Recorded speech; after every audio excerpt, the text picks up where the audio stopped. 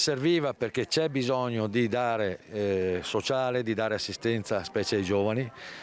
Serviva e serve un nuovo centro servizi anziani, sempre perché il territorio è ampio e vasto. Inaugurate due importantissime strutture a San Martino di Lupari, da una parte Casa Amami che vuole far comprendere la disabilità alla comunità come valore aggiunto e non come un limite, e dall'altra parte il nuovo centro servizi anziani Tiepolo, una struttura moderna con 120 posti letto. Arriverà ad essere San Martino di Lupari un centro importante dal punto di vista sociosanitario e questo oltremodo mi rende anche tanto orgoglioso. Due realtà che mettono al centro le persone, specialmente le categorie fragili, in un'ottica di lungimiranza, condivisione e benessere del singolo individuo. Questo è il completamento del cerchio e vuol dire anche guardare al futuro. La popolazione invecchia, noi ci stiamo preoccupando di creare soluzioni per chi invecchia e ha bisogno di assistenza. I servizi che sono offerti sono servizi che riguardano la cura e il benessere della persona,